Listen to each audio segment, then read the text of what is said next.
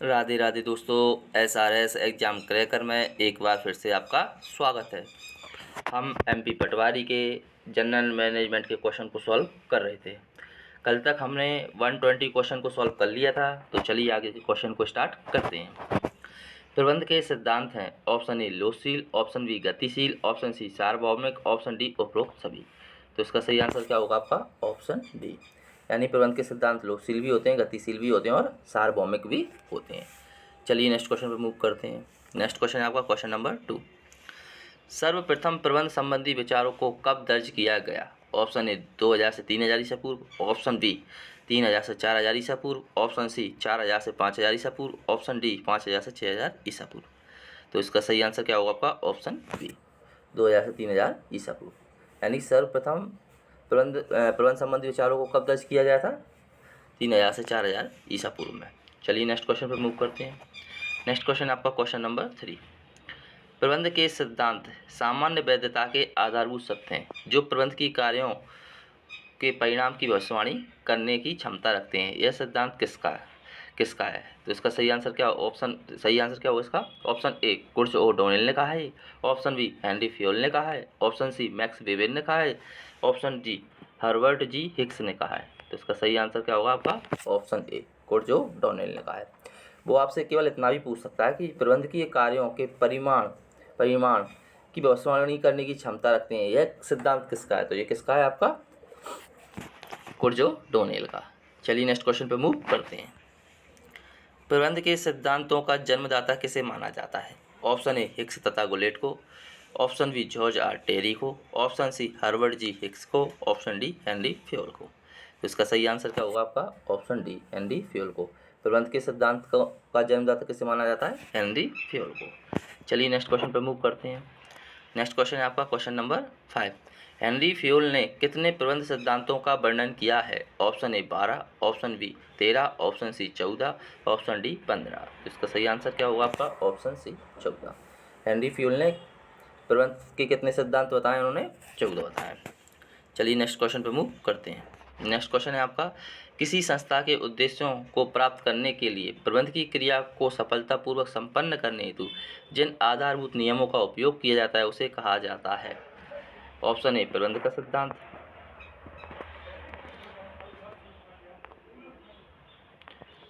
Option B समन्वय का सिद्धांत, ऑप्शन सी अपवाद का सिद्धांत, ऑप्शन डी संतुलन का सिद्धांत। तो इसका सही आंसर क्या होगा आपका? इसका सही आंसर होगा आपका प्रबंध का सिद्धांत। क्या किसी संस्था के उद्देश्य को प्राप्त करने के लिए प्रबंध की क्रिया को सफलतापूर्वक संपन्न करने हेतु, अब प्रबंध की बात चल रही है संस्था में, तो आधारभूत नियमों का उपयोग किया जाता है, उसे क्या कहा जाता है? आपका प्रबंध का सिद्धांत कहा जाता है। चलिए नेक्स्ट क्वेश्चन पर मूव करते हैं। नेक्स्ट क्वेश्चन है आपका क्वेश्चन नंबर 7। खालिस्तान के अनुसार प्रबंध के सिद्धांत प्रबंध संबंधी व्यवहार के मार्गदर्शक तत्व होते हैं। ऑप्शन ए हिक्स तथा गुलेट के अनुसार, option B George R Terry के अनुसार, option C Herbert G Hicks के अनुसार, ऑप्शन डी हेनरी फ्योल के अनुसार। तो इसका सही आंसर क्या होगा आपका? ऑप्शन ए हिक्स तथा गुलेट के अनुसार। हिक्स तथा गुलेट के अनुसार क्या होता है? प्रबंध के जो सिद्धांत होते हैं प्रबंध संबंधी व्यवहार के क्या होते हैं? मार्गदर्शक तत्व होते हैं। चलिए नेक्स्ट क्वेश्चन पर मूव करते हैं। नेक्स्ट क्वेश्चन है आपका क्वेश्चन नंबर 8। निर्देशन के किस सिद्धांत के अनुसार कर्मचारियों का निर्देशन केवल एक व्यक्ति, एक वरिष्ठ अधिकारी के से प्राप्त होना चाहिए? ऑप्शन वे समन्वय का सिद्धांत, ऑप्शन बी संतुलन का सिद्धांत, ऑप्शन सी अपवाद का सिद्धांत, ऑप्शन डी एकात्मकता का सिद्धांत। तो इसका सही आंसर क्या होगा? ऑप्शन डी एकात्मकता का सिद्धांत। एकात्मकता का सिद्धांत कहता है कि कर्मचारियों को जो निर्देशन है केवल एक वरिष्ठ अधिकारी से ही प्राप्त होने चाहिए। किससे? केवल एक। तो किससे हो जाएगा ये? एकात्मकता के सिद्धांत से। चलिए नेक्स्ट क्वेश्चन पर मूव करते हैं। नेक्स्ट क्वेश्चन है आपका क्वेश्चन नंबर 9। किस सिद्धांत में संगठन का आकार पिरामिड की तरह दिखाई देता है? ऑप्शन ए नियंत्रण के विस्तार के सिद्धांत में, ऑप्शन बी पद सोपान सिद्धांत में, ऑप्शन सी नीति निर्धारण के सिद्धांत में, ऑप्शन डी स्टाफ सिद्धांत में। तो इसका सही आंसर होगा आपका ऑप्शन बी पद सोपान की जो सिद्धांत है उसमें संगठन का जो आकार होता है वो पिरामिड की तरह होता है। पिरामिड कैसा होता है आपने देखा भी होगा, इस टाइप से। चलिए नेक्स्ट क्वेश्चन पे मूव करते हैं। नेक्स्ट क्वेश्चन है आपका क्वेश्चन नंबर 10। स्टाफ का सिद्धांत किसके द्वारा प्रस्तुत किया गया था? Option A George R Terry के द्वारा, ऑप्शन बी उर्विक के द्वारा, ऑप्शन सी इनमें से कोई नहीं, ऑप्शन डी मूले एवं रैली के द्वारा। तो इसका सही आंसर होगा ऑप्शन डी मूले एवं रैली के द्वारा। मूले एवं रैली ने क्या किया था? आपके स्टाफ का सिद्धांत दिया था। चलिए नेक्स्ट क्वेश्चन पर मूव करते हैं। नेक्स्ट क्वेश्चन है क्वेश्चन नंबर 11। ब्रूम ने अभिप्रेरणा का कौन सा सिद्धांत प्रतिपादित किया है? ऑप्शन ए प्रत्याशा सिद्धांत, ऑप्शन बी स्टाफ सिद्धांत, ऑप्शन सी प्रबंध का सिद्धांत, ऑप्शन डी इनमें से कोई नहीं। तो इसका सही आंसर होगा आपका ऑप्शन ए प्रत्याशा का सिद्धांत। यानी ब्रूम ने अभिप्रेरणा का कौन सा सिद्धांत दिया है? प्रत्याशा का सिद्धांत दिया है। चलिए नेक्स्ट क्वेश्चन पर मूव करते हैं। नेक्स्ट क्वेश्चन है आपका क्वेश्चन नंबर 12।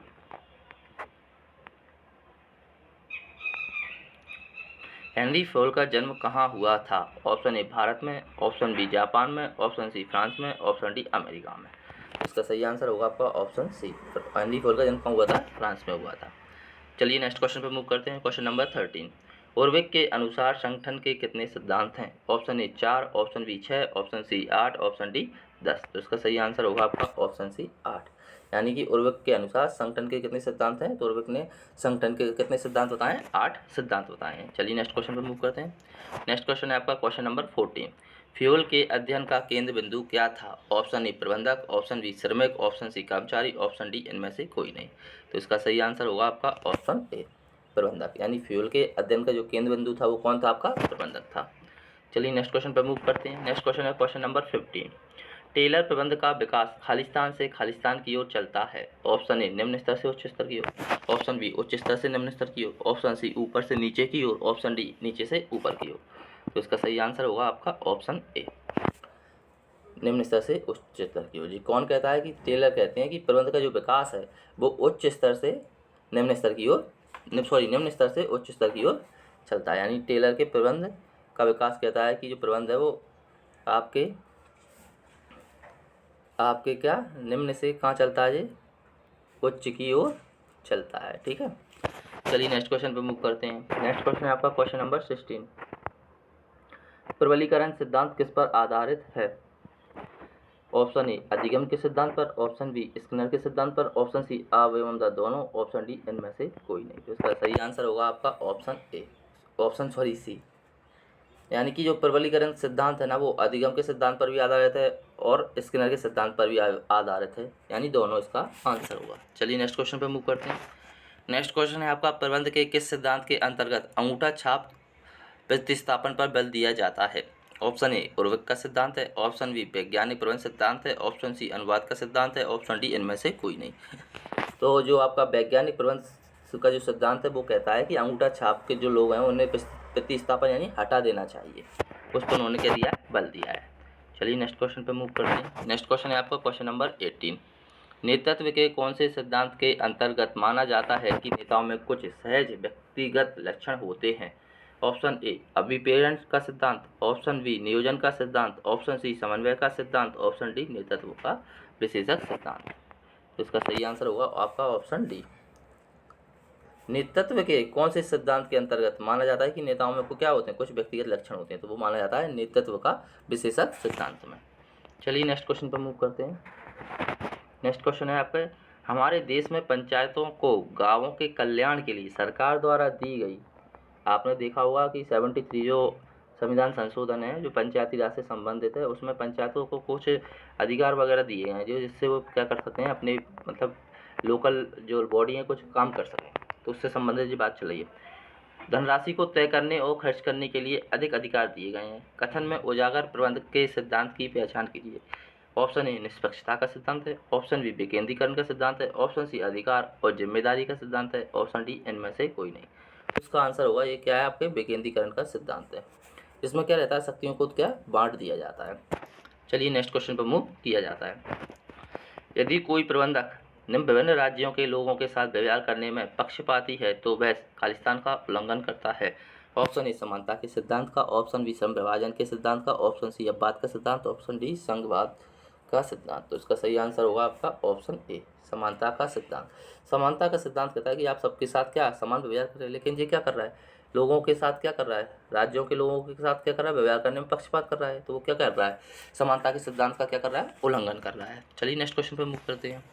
नेक्स्ट क्वेश्चन है आपका, उत्तरदायित्व और प्राधिकरण का सिद्धांत किस पर जोर देता है। ऑप्शन ए, उत्तरदायित्व बड़ा होता है प्राधिकरण से। ऑप्शन बी, उत्तरदायित्व बराबर होता है प्राधिकरण के। ऑप्शन सी, उत्तरदायित्व छोटा होता है प्राधिकरण से। ऑप्शन डी, उपरोक्त सभी।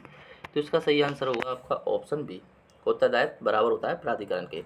ये उत्तरदायित्व और प्राधिकरण के सिद्धांत के क्या होता है, बराबर होता है। चलिए नेक्स्ट क्वेश्चन पर मूव करते हैं। नेक्स्ट क्वेश्चन है आपका क्वेश्चन नंबर 22। प्रबंध सिद्धांत एक ऐसा आधारभूत सत्य है जो सामान्यतः कारण व परिणाम संबंध के रूप में व्यक्त किया जाता है। यह कथन खालिस्तान का है। ऑप्शन ए, हिक्स का है। ऑप्शन बी, गुलेट का है। Option C, George R Terry का है। Option D, Edwin B Flippo का है। तो इसका सही आंसर है आपका option D, Edwin B Flippo. ध्यान रखना, क्या परिणाम, कारण व परिणाम संबंध के रूप में व्यक्त किया जाता है। यह कथन कहा था किसने, आपके एडविन बी फ्लिप्पो में। चलिए नेक्स्ट क्वेश्चन पे मूव करते हैं। नेक्स्ट क्वेश्चन है आपका, और आज की क्लास का लास्ट क्वेश्चन है जी। संगठन का हित कर्मचारियों के हित का स्थान ग्रहण कर लेता है, यह किस में इंगित किया गया है। ऑप्शन ए, संतुलन के सिद्धांत में। ऑप्शन बी, नेतृत्व के सिद्धांत में। ऑप्शन सी, प्रमाणीकरण का सिद्धांत में। ऑप्शन डी, सामान्य हित के लिए व्यक्तिगत हित में, हित की अधीनता के सिद्धांत में। तो इसका सही आंसर क्या होगा आपका, यार संगठन का जो हित है ना, कर्मचारियों के हित का स्थान ग्रहण कर लेता है। यानी कर्मचारी अपने बारे में ना सोचते हुए किसके बारे में सोचता है, संस्था के बारे में सोचता है। अब संस्था के बारे में सोच रहा है, नहीं सामान्य हित के लिए वो क्या करता है, अपना व्यक्तिगत हित छोड़ देता है। तो ये इस पर आधारित है।